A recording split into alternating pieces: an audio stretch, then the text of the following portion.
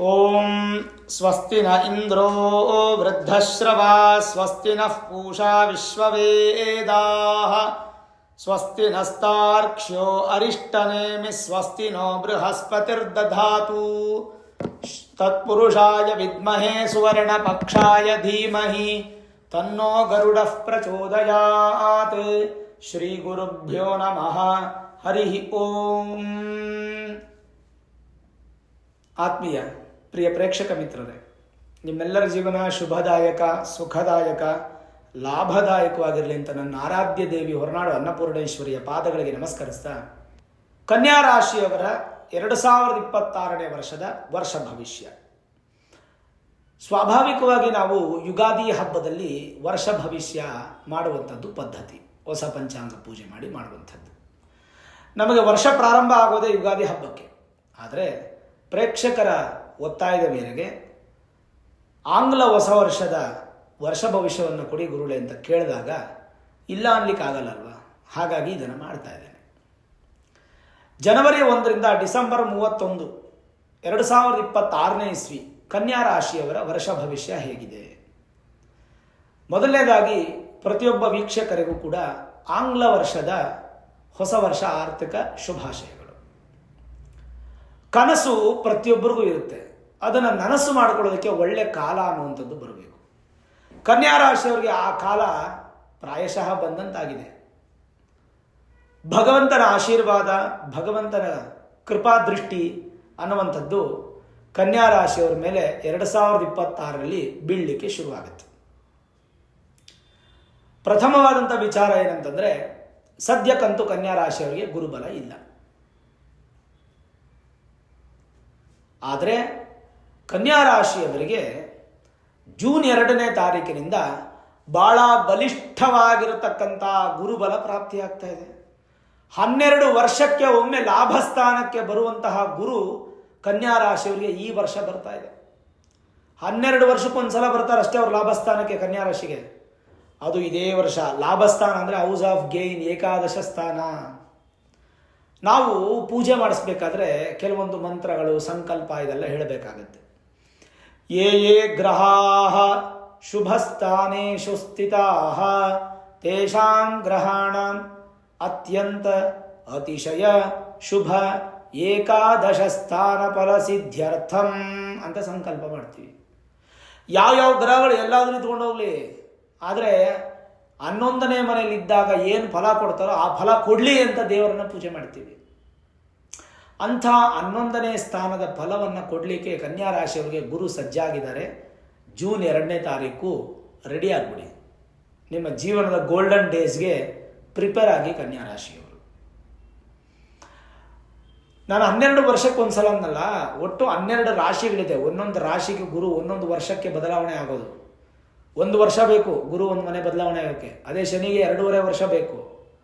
ಅದೇ ರಾಹು ಕೇತುಗಳಿಗೆ 18 ತಿಂಗಳು ಅಂದರೆ 1.5 ವರ್ಷ. ಶುಕ್ರನಿಗೆ ಅಪ್ರಾಕ್ಸಿಮೇಟ್ 30ರಿಂದ 60 ದಿನ. ಸೂರ್ಯನಿಗೆ 1 ತಿಂಗಳು. ಕುಜನಿಗೆ 45ರಿಂದ 60 ದಿನ. ಬುಧನಿಗೆ 14 ದಿನದಿಂದ 28 ದಿನ. ಇನ್ನು ಚಂದ್ರನಿಗೆ 2.5 ದಿನ. ಇದು ಗ್ರಹಗಳ ಬದಲಾವಣೆ ಆಗೋದಕ್ಕೆ ತಗೊಳ್ಳುವಂಥ ಸಮಯ. ಈಗ ನೋಡಿ, ಕನ್ಯಾ ರಾಶಿಗೆ ಅಧಿಪತಿ ಯಾರು ಅಂತಂದರೆ ಬುಧ. ಬುಧನಿಗೆ ಶನಿ ಮಿತ್ರ. ಹಾಗಾಗಿ 7ನೇ ಮನೆ ಶನಿ ಇದ್ರೂ ಕೂಡ ದೊಡ್ಡ ಬಾಧೆ ಇಲ್ಲ. ಶನಿ ದೃಷ್ಟಿ ನಿಮ್ಮ ರಾಶಿ ಮೇಲಿದೆ, ಆದರೂ ನಿಮ್ಗೇನು ಭಯ ಇಲ್ಲ. ಯಾಕೆಂದರೆ ನಿಮ್ಮ ರಾಶಿಯಾಧಿಪತಿ ಬುಧನಿಗೆ ಅವನು ಮಿತ್ರತ್ವ. ಇದೊಂದು ಪ್ಲಸ್ ಪಾಯಿಂಟ್. ಸರಿ, ಹಾಗಿದ್ರೆ ಈ ವರ್ಷ ಮೇಜರಾಗಿ ಬದಲಾವಣೆ ಆಗುವಂಥದ್ದು ಕೇವಲ ಗುರು ಮಾತ್ರನೇ. ಇನ್ನೊಂದು ಡಿಸೆಂಬರಲ್ಲಿ ಬದಲಾವಣೆ ಆಗುತ್ತೆ ರಾಹುಕೇತುಗಳು. ಅದು ನೆಕ್ಸ್ಟ್ ಇಯರ್ ಭವಿಷ್ಯ ಕೊಟ್ಟುತ್ತೆ 2027ಕ್ಕೆ. ಈಗ ನಾವು ಕುಲಂಕುಷವಾಗಿ ನೋಡಬೇಕಾಗಿರೋದು 1 12ನೇ ಮನೆ ಕೇತು, 6ನೇ ಮನೆ ರಾಹು, 7ನೇ ಮನೆ ಶನಿ, 11ನೇ ಮನೆ ಗುರು. ಈ 4 ತುಂಬ ಇಂಪಾರ್ಟೆಂಟ್. ಹಾಗಾಗಿ ವಿವರವಾಗಿ ನೋಡೋದಾದರೆ, ಮೊದಲನೇದಾಗಿ ಕನ್ಯಾ ರಾಶಿಯವರಿಗೆ ಎಜುಕೇಷನ್ ಹೇಗಿರುತ್ತೆ?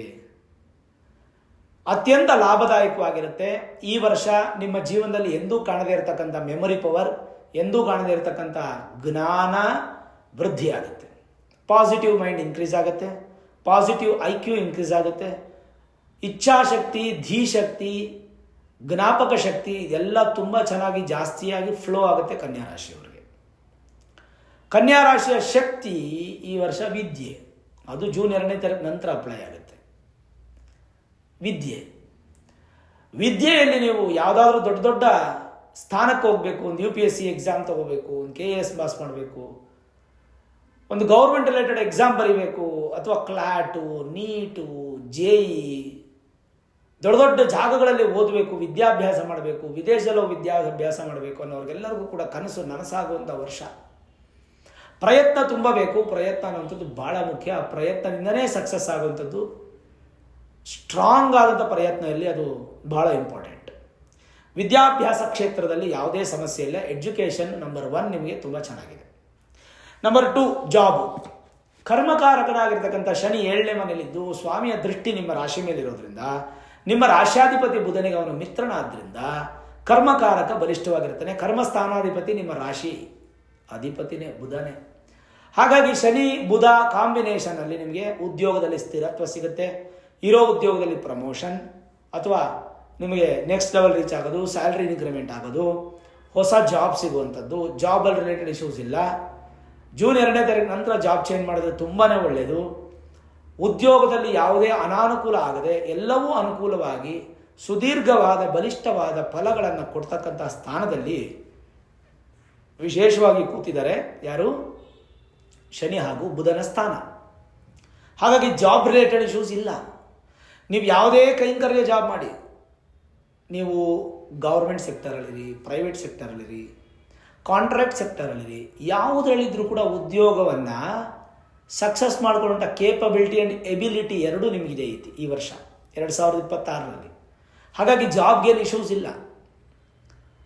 ಇನ್ನು 3ನೇ ವಿಚಾರ ಬಿಸ್ನೆಸ್, ವ್ಯಾಪಾರ. ನಿಮ್ಮ ರಾಶ್ಯಾಧಿಪತಿನೇ ವ್ಯಾಪಾರಕಾರಕ ಬುಧ. ವ್ಯಾಪಾರಕಾರಕ ಬುಧ ನಿಮಗೆ ಒಂದೊಂದು ತಿಂಗಳು ಕೆಲವೊಂದು ಬದಲಾವಣೆಗಳ ಫಲವನ್ನು ಕೊಡ್ತಾ ಹೋಗ್ತಾನೆ. ಪ್ರತಿ ತಿಂಗಳು ಬುಧಾದಿತ್ಯ ಯೋಗವನ್ನು ಎಂಜಾಯ್ ಮಾಡ್ತಾ ಇರ್ತೀರ.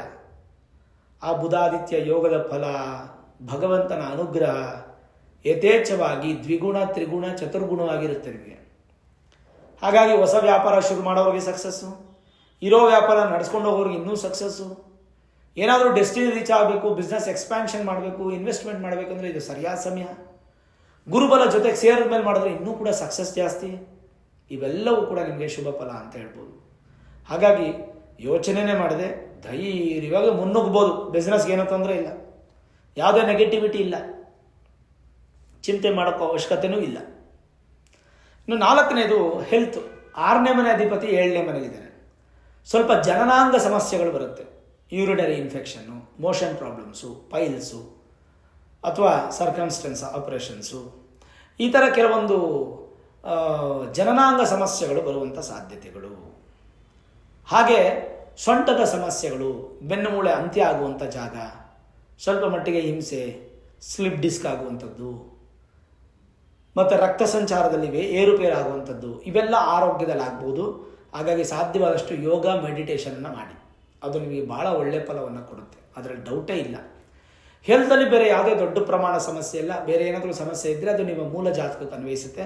ಗೋಚಾರದ ರೀತಿಯ ಇಷ್ಟೇ ನಿಮಗೆ ಹೆಲ್ತ್ ರಿಲೇಟೆಡ್ ಇಶ್ಯೂಸ್. ಇನ್ನು ವೆಲ್ತ್, ಐಶ್ವರ್ಯ ಹೇಗಿರುತ್ತೆ ಅಂದರೆ ತುಂಬಿ ತುಳುಕುತ್ತೆ ಈ ವರ್ಷ. ಈ ವರ್ಷ ನಿಮಗೆ ಐಶ್ವರ್ಯ ಅನ್ನೋಂಥದ್ದು ವೃದ್ಧಿ, ಒಳ್ಳೆ ಹಾಗೆಯೇ ಮೇಲಕ್ಕೆ ಹತ್ತೋ ರೀತಿಯಾಗಿ ಹತ್ತುತ್ತೆ. ಬೆಟ್ಟ ಹೆಂಗೆ ಹತ್ತುತ್ತೀವಿ ನಾವು ಆ ರೀತಿ ಹತ್ತುತ್ತೆ ಐಶ್ವರ್ಯ. ಈ ವರ್ಷ ಜೂನ್ 2ನೇ ತಾರೀಕು ನಂತರ ಬರುವಂಥ ಗುರುಬಲದಲ್ಲಿ ನೀವು ಏನೇನು ಕೂಡಿಡಬೇಕು, ಒಂದು ಮನೆ ಮಾಡೋದು, ಒಂದು ಬಂಗಾರ ತೊಗೊಳ್ಳೋದು, ಒಂದು ವಾಹನ ತೊಗೊಳ್ಳೋದು, ಒಂದು ಫಿಕ್ಸೆಡ್ ಮಾಡೋದು, ಏನೇನು ದುಡ್ಡನ್ನು ಎಲ್ಲೆಲ್ಲಿ ಎತ್ತಿಟ್ಟು ಸ್ಟೋರ್ ಮಾಡಿ ನಿಮ್ಮ ಫ್ಯೂಚರ್ಗೋಸ್ಕರ ಸೆಕ್ಯೂರ್ ಮಾಡಬೇಕು ಅನ್ಕೋತಿರೋ ಎಲ್ಲವನ್ನೂ ಮಾಡಿ. ಎಲ್ಲಕ್ಕೂ ಅವಕಾಶ ಸಿಗುತ್ತೆ, ದಾರಿ ಸುಗಮವಾಗಿ ಕಾಣುತ್ತೆ, ದಾರಿಲಿ ಯಾವುದೂ ಅಡೆತಡೆ ಇರೋದಿಲ್ಲ, ಯಾವುದೇ ಅನ್ಸ್ಯಾಟಿಸ್ಫ್ಯಾಕ್ಷನ್ ಇರಲ್ಲ. ಸಕ್ಸಸ್ಸೇ ಇರುತ್ತೆ, ಸ್ಯಾಟಿಸ್ಫ್ಯಾಕ್ಷನ್ ಇರುತ್ತೆ. ನಿಮ್ಮ ಪ್ರಯತ್ನ ಹೆಚ್ಚಾಗಬೇಕಷ್ಟೆ. ಸ್ವಲ್ಪ ದುಡ್ಡು ಸಂಪಾದನೆ ಮಾಡೋದು ಕಷ್ಟ ಅಂತಾರೆ ನಮ್ಮ ಹಿರಿಯರು. ಅದಾದಮೇಲೆ ಜಾಸ್ತಿ ದುಡ್ಡು ಮಾಡೋದು ತುಂಬ ಈಸಿ ಅಂತೆ. ನನ್ನ ಅನುಭವ ಅಲ್ಲ, ನಮ್ಮ ಹಿರಿಯರ ಅನುಭವ, ಅವರು ಹೇಳಿರೋದು ನಾನು ನಿಮ್ಗೆ ಹೇಳ್ತಾ ಇದ್ದೀನಿ. ಹಾಗಾಗಿ ದುಡ್ಡನ್ನು ಕೂಡಿಡಲಿಕ್ಕೆ ನೀವು ಪ್ರಯತ್ನ ಪಡೋದು, ಹೆಚ್ಚು ಪಾಲು ಮಾಡೋದು ಭಾಳ ಉತ್ತಮ. ಅದು ನಿಮಗೆ ಒಳ್ಳೆಯ ಒಂದು ಶಕ್ತಿ ಕೂಡ ಆಗುತ್ತೆ.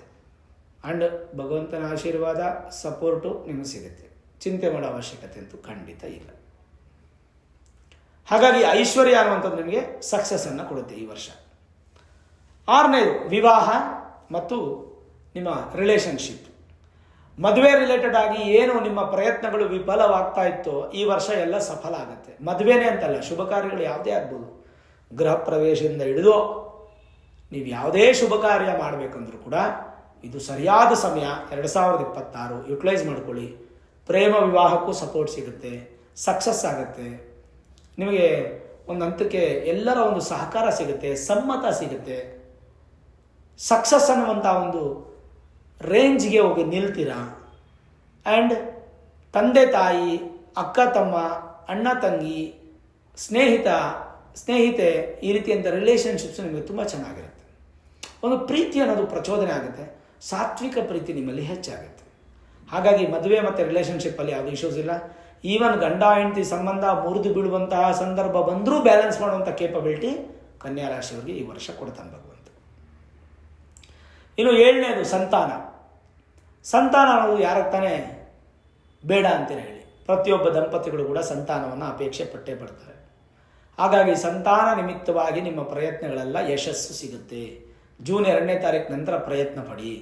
ನಿಮ್ಮ ಸಂತಾನ ನಿಮಗೆ ಸಕ್ಸಸ್ಸನ್ನು ಕೊಟ್ಟು ಮನೆಗೆ ಒಂದು ಅತಿಥಿ ಆಗಮನ ಆಗಿ ಆ ಅತಿಥಿ ನಿಮ್ಮ ವಂಶಾಭಿವೃದ್ಧಿಗೆ ಕಾರಣವಾಗ್ತಾ, ಹೆಣ್ಣಾಗಲಿ ಗಂಡಾಗಲಿ ದೇವರು ಪ್ರಸಾದ ಅಂತ ಸ್ವೀಕಾರ ಮಾಡಿ ಸಂತಾನಕ್ಕೆ ಯಾವುದೇ ತೊಂದರೆ ಇಲ್ಲ, ಯಾವುದೇ ಪರಿಹಾರಗಳಿಲ್ಲ, ಏನೂ ಅವಶ್ಯಕತೆ ಬೇಕಿಲ್ಲ. ಹಾಗಾಗಿ ಕನ್ಯಾ ರಾಶಿಯವರಿಗೆ ಸಂತಾನ, ಸಡಗರ, ಸಂಭ್ರಮ ಇಷ್ಟು ಕೂಡ ಸಿಕ್ಕೇ ಸಿಗುತ್ತೆ. ಇನ್ನು 2026 ಯಾವ ಯೋಗ ಬರುತ್ತೆ ಅಂದರೆ ಲಾಭಸ್ಥಾನಕ್ಕೆ ಗುರು ಬಂದು ಹಂಸ ಯೋಗ ಅನ್ನುವಂಥ ಯೋಗ ಬರುತ್ತೆ. ಹಂಸ ಯೋಗದಿಂದ ಏನು? ಒಂದು ಧನ ಅಂದರೆ ಹಣ ಸಂಪಾದನೆ ಮಾಡ್ತೀರಾ, ಇನ್ನೊಂದು ಸಂತಾನ ವೃದ್ಧಿ ಆಗುತ್ತೆ, ಇನ್ನೊಂದು ಶುಭ ಕಾರ್ಯ ಆಗುತ್ತೆ, ಇನ್ನೊಂದು ಸ್ವಗೃಹ, ಸ್ವಂತ ಮನೆ ನಿಮ್ಮದಾಗಿಸ್ಕೋಬೇಕು ಅಂತಂದರೆ 2026 ಅತ್ಯಂತ ಶ್ರೇಷ್ಠ ಸಮಯ. ಈ ಸಮಯದಲ್ಲಿ ಪ್ರಯತ್ನ ಪಡಿ. ಖಂಡಿತವಾಗ್ಲೂ ಮಾಡೇ ಮಾಡ್ತೀರಾ, ಗೃಹ ಪ್ರವೇಶ ಮಾಡೇ ಮಾಡ್ತೀರಾ. ಅದು ಊರಲ್ಲಿ ಮಾಡ್ತಿರೋ, ಚಿಕ್ಕದಾಗಿ ಮಾಡ್ತಿರೋ, ದೊಡ್ಡದಾಗಿ ಮಾಡ್ತಿರೋ ಸೆಕೆಂಡ್ರಿ, ಒಟ್ಟಿನಲ್ಲಿ ನಿಮಗೆ ಗೃಹ ಭಾಗ್ಯ ಅನ್ನುವಂಥದ್ದು ಕನ್ಯಾ ರಾಶಿಯವರಿಗೆ ಸಿಗುತ್ತೆ. ಅದರಲ್ಲಿ ಡೌಟೇ ಇಲ್ಲ, ಚಿಂತೆ ಮಾಡೋ ಅವಶ್ಯಕತೆಯೇ ಇಲ್ಲ. ಪರಿಹಾರಗಳೇನಾದರೂ ಅಂದರೆ ಒಂದು ಶನಿ ಶಾಂತಿ ಮಾಡ್ಕೋಬೇಕಾಗುತ್ತೆ. ಯಾಕಂದರೆ ಏನಾದರೂ ಶನಿ ದೃಷ್ಟಿ ನಿಮ್ಮ ಮೇಲಿರೋದ್ರಿಂದ ಶನಿ ಶಾಂತಿ ಮಾಡ್ಕೋಬೇಕಾಗತ್ತೆ. ಇನ್ನು ಲಕ್ಕಿ ಕಲರ್ ಯಾವುದು ಅಂದರೆ ನಿಮಗೆ ಹಸಿರು, ನೀಲಿ ಮತ್ತು ಬಿಳಿ ನಿಮಗೆ ಈ ವರ್ಷ ಅದೃಷ್ಟದ ಬಣ್ಣ. ಅದೃಷ್ಟದ ಸಂಖ್ಯೆ 5 ಮತ್ತು 6. ಅದೃಷ್ಟದ ದಿನ ಬುಧವಾರ ಹಾಗೂ ಶುಕ್ರವಾರ.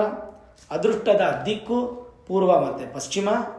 ಅದೃಷ್ಟದ ದೇವರು ಮಹಾವಿಷ್ಣು ಹಾಗೂ ದೇವಿ. ಇದಿಷ್ಟು 9 ವಿಚಾರಗಳು ತಿಳ್ಕೊಂಡ್ರಿ. ನೆಕ್ಸ್ಟು ನಮಗೆ 12ನೇ ಮನೆಯಲ್ಲಿ ಕೇತು. ಇದನ್ನು ನಾವು ಅನಾಲಿಸಿಸ್ ಮಾಡಬೇಕು. 12ನೇ ಮನೆ ಕೇತು ಏನು ಹೇಳುತ್ತೆ? 12ನೇ ಮನೆ ಕೇತು ವ್ಯಯದಲ್ಲಿದ್ದಾಗ ಅದು ಧನ ಆಗುತ್ತದೆ. ಮೋಕ್ಷ ಕುಂಡಲಿ ಅಂತ ಅದರ ಅರ್ಥ. ಈ ವರ್ಷ ಹೆಚ್ಚು ಆಧ್ಯಾತ್ಮಿಕ, ದೇವರು, ದೊಡ್ಡವರು, ಗುರುಗಳು ಅಂತ ಪೂಜೆಯನ್ನು ಮಾಡುವಂಥದ್ದು ಹೆಚ್ಚಾಗುತ್ತೆ. ಜೊತೆಗೆ ದೇಶ ವಿದೇಶಗಳನ್ನು ಸಂಚಾರ ಮಾಡುವಂಥದ್ದು, ನಷ್ಟ ಕಷ್ಟಗಳು ದೂರವಾಗುವಂಥದ್ದು. ಮತ್ತು ವಿಶೇಷವಾಗಿ ಕೇತುವಿನ ಅನುಗ್ರಹದಿಂದ ನಿಮ್ಮಲ್ಲಿ ಒಂದು ತೇಜಸ್ಸು, ವರ್ಚಸ್ಸು ಅಭಿವೃದ್ಧಿ ಆಗುತ್ತೆ. 12ನೇ ಮನೆ ಕೇತು ನಿಮಗೆ ತುಂಬಾ ಒಳ್ಳೆಯದು, ಅದರಿಂದ ಕೆಟ್ಟದ್ದಂತೂ ಖಂಡಿತ ಇಲ್ಲ. ಇದಾಯ್ತಲ್ಲ 12ನೇ ಮನೆದು. ಇನ್ನು 6ನೇ ಮನೆ ವಿಚಾರ ತಗೊಳ್ಳೋದಾದರೆ 6ನೇ ಮನೆಯಲ್ಲಿ ರಾಹು ಇದ್ದಾರೆ. ರಾಹು ಈ ವರ್ಷ ಪೂರ್ತಿ ಅಲ್ಲೇ ಇರ್ತಾರೆ. ರಾಹು ತೃತೀಯೇ ಷಷ್ಠೇ ಎಂದಂತೆ ಗೋಚಾರದಲ್ಲಿ ರಾಹು 6ನೇ ಮನೆಯಲ್ಲಿದ್ದಾಗ ಅತ್ಯಂತ ಶುಭ ಸ್ಥಾನವು. ಕೆಲವು ಪ್ರಾಚೀನ ಗ್ರಂಥಗಳ ಪ್ರಕಾರ ದೀರ್ಘಾಯುಷ್ಯ, ಶತ್ರುನಾಶ, ರಾಜಸತ್ವ, ತಾಮಸತ್ವ ಕರ್ಮಗಳಿಂದ ಅಧಿಕ ಧನಾಗಮ ಉಂಟಾಗುತ್ತದೆ. ರಾಜಕೀಯ, ಸಾಮಾಜಿಕ ಕ್ಷೇತ್ರಗಳಲ್ಲಿ ಇವರು ಮುಂಚೂಣಿಯಲ್ಲಿರುತ್ತಾರೆ. ಶತ್ರುಗಳಿಂದ ಸೋತು ಸುಣ್ಣವಾಗದರು, ಅಂದರೆ ಶತ್ರುಗಳಿಂದ ಸೋತು ಸುಣ್ಣ ಆಗುವಂಥ ಸಂದರ್ಭಗಳು ಈ ಹಿಂದೆ ಇದ್ದರೂ ಕೂಡ ಅದನ್ನೆಲ್ಲ ಎದುರಿಸಿ ಮುಂದೆ ಬಂದು ಬಿಡ್ತಾರೆ. ಮತ್ತು ಪರೀಕ್ಷೆಗೆ ಸಿದ್ಧವಾಗ್ತೀರಾ. ಸರ್ಪದೋಷ, ಚರ್ಮವ್ಯಾಧಿ, ಅಲರ್ಜಿ ಉಂಟಾಗುವಂಥ ಉಬ್ಬುಸ ಇವೆಲ್ಲವೂ ಕೂಡ ನಿಮಗೆ ಕಡಿಮೆ ಆಗ್ತಾ ಬರುತ್ತೆ. ಕೈಕಾಲುಗಳಲ್ಲಿ ಶಕ್ತಿ ಜಾಸ್ತಿ ಆಗುತ್ತೆ. ಅಜ್ಞಾನ, ದುರ್ಬುದ್ಧಿ, ವಂಚನೆ ದೂರ ಆಗುತ್ತೆ. ಸಂಬಂಧಿಕರು ನಿಮ್ಮನ್ನು ಹೊಗಳುತ್ತಾರೆ. ಮತ್ತು ವಿಶೇಷವಾಗಿ ಮಾನಸಿಕ ರೋಗಗಳು ದೂರವಾಗಿ ಜ್ವರ ಇತ್ಯಾದಿ ಸಮಸ್ಯೆಗಳು ಮತ್ತು ಸ್ಟೊಮಕ್ ಪ್ರಾಬ್ಲಮ್ ಆಗುವಂಥದ್ದು, ಅಂದರೆ ಫುಡ್ ಪಾಯ್ಸನ್ ಆಗುವಂಥದ್ದೆಲ್ಲ ದೂರವಾಗಿ ನಿಮಗೆ ಉತ್ತಮವಾದಂಥ ಶಕ್ತಿ ಮತ್ತು ಧೈರ್ಯವನ್ನು ಕೊಡ್ತಾರೆ. ಅಹಂಕಾರವನ್ನು ಕಡಿಮೆ ಮಾಡಿ ಸಾತ್ವಿಕ ಜೀವನವನ್ನು ಕೊಟ್ಟು ದೇವಕೋಪವನ್ನು ದೂರ ಮಾಡಿ ಹೆಂಡತಿ ಮಕ್ಕಳಿಗೆ ಬಲಿಷ್ಠವಾದಂಥ ಶಕ್ತಿಯನ್ನು ಕೊಟ್ಟು ಅನಾರೋಗ್ಯದಿಂದ ದೂರವಾಗಿ ರೋಗಗಳನ್ನು ಬರದೇ ಇದ್ದಾಗಿ ಇಮ್ಯುನಿಟಿ ಬೂಸ್ಟನ್ನು ನಿಮಗೆ ರಾಹು ಕೊಡ್ತಾರೆ. ರಾಜಯೋಗವನ್ನು ನೀಡುವನು. 6ನೇ ಮನೆ ನೋಡಿ, ತೃತೀಯ ಷಷ್ಠೇ ಏಕಾದಶಿ, 6, 3, 6, 11 ರಾಹುವಿನ ಒಂದು ಬಲಿಷ್ಠವಾದ ಸ್ಥಾನಗಳು. 11ನೇ ಮನೆಯಲ್ಲಿದ್ದರೂ ಕೂಡ ಅಷ್ಟೊಂದು ಫಲ ಇಲ್ಲ, 3ನೇ ಮನೆಯಲ್ಲಿದ್ದರೂ ಅಷ್ಟೊಂದು ಫಲ ಇಲ್ಲ. ಆದರೆ ನಿಮಗೆ ವಿಶೇಷವಾದ ಫಲ ಇದರಲ್ಲಿ ಸಿಗುತ್ತೆ. ಯಾವುದರಲ್ಲಿ? 6ನೇ ಮನೆಯಲ್ಲಿ. ಇನ್ನು ನಿಮಗೆ ನಮಗೆ ನಂತರದ ಸ್ಥಾನ ಯಾವುದು? 11ನೇ ಮನೆ. ಯಾರು 11ನೇ ಮನೆಗೆ ಅಧಿಪತಿ? ಅದು ಚಂದ್ರ. ಬಟ್ 11ನೇ ಮನೆಯಲ್ಲಿ ಇರುವಂಥ ಗ್ರಹ ಯಾರು ಅಂತಂದರೆ ಅದು ಗುರು. ಗುರು 11ನೇ ಮನೆಯಲ್ಲಿದ್ದಾಗ ಸಂಪತ್ತು, ಸಂಪನ್ನರು, ಖ್ಯಾತಿಗಳು, ಧರ್ಮ ಮೂಲದಿಂದ ಹಣ ಗಳಿಸುವಂಥವ್ರಾಗ್ತೀರಾ. ರೋಗ ನಿರೋಧಕ ಶಕ್ತಿ ವೃದ್ಧಿ ಆಗುತ್ತೆ. ಒಳ್ಳೆಯ ಸಹೋದರ ಸಹೋದರಿಯರ ಸಹಕಾರ ಸಿಗುತ್ತೆ. ಶಾಸ್ತ್ರ ಮತ್ತು ಅಧ್ಯಯನದಲ್ಲಿ ಪ್ರೀತಿ ಉಳ್ಳವರಾಗ್ತೀರಾ. ಮಕ್ಕಳು ಪ್ರಾಪ್ತಿಯಾಗುತ್ತೆ. ಮಕ್ಕಳಿಂದ ಅಧಿಕವಾದಂಥ ಲಾಭ ಪುಣ್ಯ ಫಲ ಪ್ರಾಪ್ತಿಯಾಗುತ್ತೆ. ಇವೆಲ್ಲವೂ ಕೂಡ ಯಥೇಚ್ಛವಾದಂಥ ಪುಣ್ಯ ಫಲ ಅನ್ನುವಂಥದ್ದು ನಾವು ಅಪೇಕ್ಷೆ ಪಡಬಹುದು. ಇದು ಕೂಡ ನಮಗೆ ಪಾಸಿಟಿವ್ ಆಯಿತು. ಎಲ್ಲ ಪಾಸಿಟಿವೇ ಇದೆ ಕಣ್ರಿ, ಪಾಸಿಟಿವೇ ಎಲ್ಲ ಇದೆ. ಹಾಗಾಗಿ ಚಿಂತೆ ಮಾಡುವಂಥ ಅವಶ್ಯಕತೆ ಇಲ್ಲ. ಇನ್ನು 7ನೇ ಮನೆಯಲ್ಲಿರ್ತಕ್ಕಂಥ ಶನಿಯ ಪ್ರಭಾವ ಹೇಗಿರುತ್ತೆ? ಸ್ವಲ್ಪ ಶನಿ ದೃಷ್ಟಿ ಯಾವುದೇ ರಾಶಿ ಮೇಲೆ ಬಿದ್ದರೂ ನೆಗೆಟಿವ್ ಆಗುತ್ತೆ. ಶನಿಯು ಸಪ್ತಮದಲ್ಲಿದ್ದಾಗ ವಿವಾಹ ಸ್ವಲ್ಪ ಅಡಚಣೆ ಉಂಟಾಗ್ಬೋದು. ಸತಿಪತಿಯರ ಮಧ್ಯೆ ಸ್ವಲ್ಪ ವೈಮನಸ್ಸೆ ಬರ್ಬೋದು. ವಯಸ್ಸು ಜಾಸ್ತಿ ಆದಮೇಲೆ ಮದುವೆ ಆಗ್ಬೋದು. ಮತ್ತು ಭೃಗುಸೂತ್ರದಲ್ಲಿ ಸ್ವಲ್ಪ ದುಃಖ ಅನ್ನುವಂಥದ್ದು ಕಾಡುತ್ತೆ. ಯಾಕಂದರೆ ಕಂಟಕ ಶನಿ ನೇರ ದೃಷ್ಟಿ. ಮತ್ತು ಪತ್ನಿಯ ಆರೋಗ್ಯದ ಸ್ವಲ್ಪ ತೊಂದರೆ ಆಗಿ ದಂತ ದೋಷಗಳು ಅಂದರೆ ಹಲ್ಲಿನ ದೋಷ, ಶರೀರ ದೋಷ, ಬೆಳ್ಳಿಗೆರಂಥ ಮುಖ ಸ್ವಲ್ಪ ಟರ್ನ್ ಆಗಿ ಕಪ್ಪಗಾಗುವಂಥದ್ದು, ಇವೆಲ್ಲವೂ ಪ್ರಾಪ್ತಿಯಾಗುವಂಥ ಸಾಧ್ಯತೆಗಳು ಜಾಸ್ತಿ ಇರುತ್ತೆ. ಸ್ವಲ್ಪ ನಿಮ್ಮನ್ನು ಮೋಸ ಮಾಡುವಂಥ ಜನರು ಜಾಸ್ತಿ ಆಗ್ತಾರೆ. ನೀವು ಮೋಸ ಹೋಗುವಂಥ ಸಾಧ್ಯತೆಗಳು ಜಾಸ್ತಿ ಇರೋದ್ರಿಂದ ಸಾಧ್ಯವಾದಷ್ಟು ಇದನ್ನು ಬ್ಯಾಲೆನ್ಸ್ ಮಾಡಬೇಕು. ಬ್ಯಾಲೆನ್ಸ್ ಅನ್ನುವಂಥದ್ದು ಜೀವನದಲ್ಲಿ ಪ್ರತಿಯೊಬ್ಬರಿಗೂ ಅತ್ಯಗತ್ಯ ಅಂತ ಅವಶ್ಯಕತೆ ಇರತಕ್ಕಂಥ ವಿಚಾರ. ಸರಿ, ಹಾಗಿದ್ರೆ ಈ ವರ್ಷ ಈ ಬದಲಾವಣೆಗಳಿದೆಯಲ್ಲ, ಅದು ಕನ್ಯಾ ರಾಶಿಯವರಿಗೆ ಭಾಳ ಅದ್ಭುತ ಮತ್ತು ಅದೃಷ್ಟ ಅಂತ ಹೇಳ್ಬೋದು. ಅದೃಷ್ಟ ಮತ್ತು ಅದ್ಭುತ ಯಾವತ್ತೂ ಕೂಡ ನಿಮಗೆ ಒಟ್ಟಿಗೆ ಬರೋದಿಲ್ಲ. ಬಂದಿದೆ ಅಂದರೆ ಅದು ನೀವು ಖುಷಿ ಪಡಬೇಕು. ಆದರೂ ಶನಿ ಶಾಂತಿ ಮಾಡ್ಕೋಬೇಕು. ನೋಡಿ, ಜೂನ್ 2ನೇ ತಾರೀಕು ನಿಮ್ಮ ಗ್ರಾಮ, ಊರು, ಸುತ್ತಮುತ್ತ ಮಠ ಮಂದಿರಗಳು, ದೇವಸ್ಥಾನಗಳು ಎಲ್ಲ ಕಡೆನೂ ಗುರುಶಾಂತಿ ಮಹಾಯಾಗಗಳನ್ನು ಮಾಡ್ತಾರೆ. ಯಾಕಂದರೆ ಗುರು ಬದಲಾವಣೆ ಆಗುತ್ತಲ್ಲ, ಆ ಟೈಮಲ್ಲಿ ಗುರುಶಾಂತಿ ಮಹಾಯಾಗವನ್ನು ಮಾಡ್ತಾರೆ. ಗುರುಶಾಂತಿ ಮಹಾಯಾಗ ಮಾಡಬೇಕಾದ್ರೆ ಬರೀ ಗುರುಶಾಂತಿ ಮಾತ್ರ ಮಾಡಲ್ಲ, ಅದಕ್ಕೆ ಶನಿ ಶಾಂತಿನೂ ಬರುತ್ತೆ, ನವಗ್ರಹ ಶಾಂತಿನೂ ಬರುತ್ತೆ, ಎಲ್ಲ ಬರುತ್ತೆ. ಅಲ್ಲಿಗೆ ಹೋಗಿ ಭೇಟಿ ಕೊಟ್ಟು ಒಂದು 500, 1000, 2000 ನಿಮಗೆ ಪೇಮೆಂಟ್ ಇಟ್ಟಿರ್ತಾರೆ. ಅದನ್ನು ಫಿಲಪ್ ಮಾಡಿ ಅವ್ರಿಗೆ ಪೇ ಮಾಡಿ ನಿಮ್ಮ ಗೋತ್ರ ನಕ್ಷತ್ರ ರಾಶಿ ಎಲ್ಲ ಕೊಟ್ಟು ಹೆಸರು ಸಂಕಲ್ಪ ಮಾಡಿಸ್ಕೊಂಡು ಗುರುಶಾಂತಿ ಮಹಾಯಾಗ ಜೊತೆಗೆ ಶನಿ ಶಾಂತಿನೂ ಮಾಡಿಸ್ಕೊಳ್ಳಿ. ಎಲ್ಲೂ ನಿಮ್ಗೆ ಅನುಕೂಲ ಆಗಲಿಲ್ವಾ? ನಾನು ನಿಮ್ಮ ಸಹಕಾರದೊಂದಿಗೆ 1 ಲಕ್ಷ ಸಹಕಾರದ ಗುರುಶಾಂತಿ ಮಹಾಯಾಗವನ್ನು ಜೂನ್ 2ನೇ ತಾರೀಕು ಎಲೆಕ್ಟ್ರಾನಿಕ್ ಸಿಟಿಯಿಂದ ಹೊಸೂರು ಹೋಗುವಂಥ ರಸ್ತೆಯಲ್ಲಿರುವಂಥ ಅತ್ತಿಬೆಲೆ ಅಂತ ಜಾಗದಲ್ಲಿ ಒಂದು ಮಹಾಪುಣ್ಯ ಕ್ಷೇತ್ರ, ರಾಜರಾಜೇಶ್ವರಿ, ಶನೈಶ್ಚರ ಹಾಗೂ ಆಂಜನೇಯ ಸ್ವಾಮಿ ಇರತಕ್ಕಂಥ ಮಹಾಪುಣ್ಯ ಕ್ಷೇತ್ರದಲ್ಲಿ ಒಂದು ಮಹಾ ಕಾರ್ಯಕ್ರಮವನ್ನು ಮಾಡಬೇಕು ಅಂತ ದೈವ ನಿರ್ಣಯ ಆಗಿದೆ. ಈ ಜಾಗದಲ್ಲಿ ಅವತ್ತಿನ ದಿನ ಗುರುಶಾಂತಿ ಮಹಾಯಾಗ, ಗಣಪತಿ ಹೋಮ, ನವಗ್ರಹ ಹೋಮ, ಅದರಲ್ಲಿ ಶನಿಶಾಂತಿ ಹೋಮ, ಮೃತ್ಯುಂಜಯ ಹೋಮ, ಆಯುಷ್ಯ ಹೋಮ, ನಕ್ಷತ್ರ ಹೋಮ, ಅದರ ಜೊತೆಗೆ ವಿಶೇಷವಾಗಿ ಮಧುಮಿಶ್ರಿತ ಕಮಲ ಪುಷ್ಪ ಶ್ರೀ ಸೂಕ್ತ ಲಕ್ಷ್ಮೀ ಹೋಮವನ್ನು ಕೂಡ ಮಾಡ್ತಾ ಇದೆ. ಈ ಹೋಮಕ್ಕೆ ನೀವೆಲ್ಲರೂ ಪಾಲ್ಗೊಳ್ಬೇಕು. ಖಂಡಿತ ಕಡ್ಡಾಯವಾಗಿ ಬನ್ನಿ.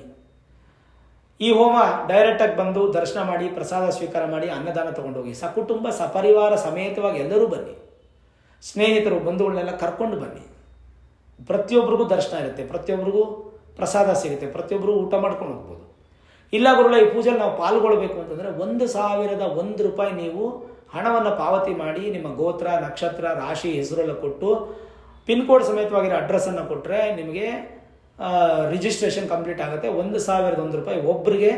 8431384001 ಈ ನಂಬರ್ಗೆ ಫೋನ್ ಮಾಡಿ ಮಾತ್ರ ನೀವು ಡೀಟೇಲ್ಸನ್ನು ತೊಗೊಳ್ಬೇಕಾಗತ್ತೆ. ಈ ನಂಬರ್ಗೆ ಫೋನ್ ಮಾಡಿದ್ರೆ ನಿಮಗೆಲ್ಲ ಡೀಟೇಲ್ಸ್ ಕೊಟ್ಟು ರಿಜಿಸ್ಟ್ರೇಷನ್ ಪ್ರಾಸೆಸ್ ಕಂಪ್ಲೀಟ್ ಆಗುತ್ತೆ. 1,001 ಜನಕ್ಕೆ ಮಾತ್ರ ಅವಕಾಶ. ಅದಕ್ಕಿಂತ ಹೆಚ್ಚು ಜನರು ಬಂದರೆ ನಾವು ಅವಕಾಶ ಕೊಡ್ತಾ ಇಲ್ಲ. ಪೂಜೆಗೆ ಬರ್ಬೋದು, 1,00,000 ಜನ ಬೇಕಾದ್ರೆ ಬರ್ಬೋದು. ಆದರೆ ಸಂಕಲ್ಪಕ್ಕೆ ಕೇವಲ 1,001 ಜನ ಮಾತ್ರ. ಹೋದ ಸಲ ಜಾಸ್ತಿ ಆಗೋಗಿ ಶನಿಶಾಂತಿ ಮಹಾಯಾಗಕ್ಕೆ 1000 ಜನಗಳಾಗೋಗಿ ಕುದುರೆಗಳ ಪ್ರಸಾದ ಸುಮಾರು ಜನಕ್ಕೆ ತಲುಪದೆ ಭಾಳ ಬೇಸರ ಆಗೋಯ್ತು ನನಗೆ. ಈ ವರ್ಷ ಆಗಬಾರ್ದು. ಈ ವರ್ಷ ಪ್ರಸಾದ ಏನಂತಂದರೆ ಶಿವ ಹಾಗೂ ಗುರುವಿನ ಸಂಕೇತವಾಗಿರತಕ್ಕಂಥ ಕರುಂಗಲಿ ಮಾಲ. ಆ ಕರುಂಗಲಿ ಮಾಲವನ್ನು ನಾವು ಪೂಜೆಯಲ್ಲಿಟ್ಟು, ಯಾಗದಲ್ಲಿಟ್ಟು ಪೂಜೆಯನ್ನು ಮಾಡಿ, ಅಕ್ಷತೆ ಒರಿಜಿನಲ್ ಸರ್ಟಿಫಿಕೇಟ್ ಸಮೇತ ನಿಮಗೆ ಕೊರಿಯರ್ ಮಾಡಲಾಗುತ್ತೆ. ಆ ಕೊರಿಯರು ನಿಮಗೆ ಮನೆಗೆ ಬಂದು ತಲುಪುತ್ತೆ. ಅದನ್ನು ಹಾಕ್ಕೊಳ್ಳೋದ್ರಿಂದ ನೆಗೆಟಿವಿಟಿ ದೂರವಾಗಿ ಪಾಸಿಟಿವ್ ಇನ್ಕ್ರೀಸ್ ಆಗುತ್ತೆ. ಶಿವ ಹಾಗೂ ಗುರುಗಳ ಆಶೀರ್ವಾದ ಅಂತ ಸಿಗುತ್ತೆ. 1,001 ಜನಕ್ಕೆ ಮಾತ್ರ ಅವಕಾಶ. ರಿಜಿಸ್ಟರ್ ಮಾಡ್ಕೊಳ್ಳಿ. ಅದಾದಮೇಲೆ ಖಂಡಿತ ನೀವು ಬಲವಂತ ಮಾಡೋಕ್ಕೆ ಹೋಗ್ಬೇಡಿ. ನಾವು ಯಾರ್ದು ರಿಜಿಸ್ಟರ್ ಮಾಡ್ತಾ ಇಲ್ಲ. ರಿಜಿಸ್ಟರ್ ಮಾಡಲಿಲ್ಲ ಅಂದರೂ ಬಂದು ಪ್ರಸಾದ ತೊಗೊಂಡು ಹೋಗ್ಬೋದು. ಅಂದರೆ ಅನ್ನದಾನ ಸ್ವೀಕಾರ ಮಾಡ್ಕೊಂಡು ದರ್ಶನ ಮಾಡ್ಕೊಂಡು ಹೋಗ್ಬೋದು. ಈ ಗುರು ಶಾಂತಿ ಮಹಾಯಾಗ ಮಾಡಬೇಕಾದ್ರೆ ಶನಿ ಶಾಂತಿ ಹೋಮನೂ ಆಗುತ್ತೆ. ಹಾಗಾಗಿ ನವಗ್ರಹಗಳು 9 ಗ್ರಹಗಳ ಹೋಮನೂ ಆಗುತ್ತೆ. ಕಡ್ಡಾಯವಾಗಿ ಎಲ್ಲರೂ ಪಾರ್ಟಿಸಿಪೇಟ್ ಮಾಡಿ. ದೇವರ ಆಶೀರ್ವಾದ ಅನ್ನೋದು ನಿಮ್ಮ ಮೇಲೆ ಬಿದ್ದೇ ಬೀಳುತ್ತೆ. ಅದರಲ್ಲಿ ಯಾವುದೇ ಸಂದೇಹನೂ ಇಲ್ಲ. ನೋಡಿ, ಹೋಮ ಪೂಜೆ ಅನ್ನುವಂಥದ್ದು ಲೋಕ ಕಲ್ಯಾಣವಾಗಿ ಮಾಡುವಂಥದ್ದು. ಈ ಒಂದು ಪೂಜಾ ಕೈಂಕರ್ಯ ಯಾವತ್ತೂ ಕೂಡ ನಮಗೆ ಪಾಸಿಟಿವ್ ಆಗಿರಬೇಕು, ನೆಗೆಟಿವ್ ಇಂಪ್ಯಾಕ್ಟ್ ಆಗಬಾರ್ದು. ಅದೊಂದು ಭಾಳ ಮುಖ್ಯ.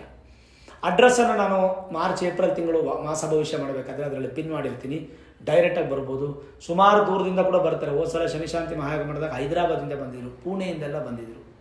ಈ ಸಲನೂ ಕೂಡ ನಿಮಗೆ ಸುಮಾರು ಜನರಿಂದ ಬರ್ತಾರೆ. ನಿಮಗೆ ಆದರೆ ಡೈರೆಕ್ಟಾಗಿ ಬನ್ನಿ. ಇಲ್ಲಾಂದರೆ ಯೂಟ್ಯೂಬಲ್ಲಿ, ಫೇಸ್ಬುಕ್ಕಲ್ಲಿ ಲೈವ್ ಸ್ಟ್ರೀಮ್ ಆಗುತ್ತೆ. ನೀವು ಕೂತು ಜಾಗದಲ್ಲೇ ಪೂಜೆ ಪೂರ್ತಿ ಕೇಳಿಸ್ಕೋಬೋದು.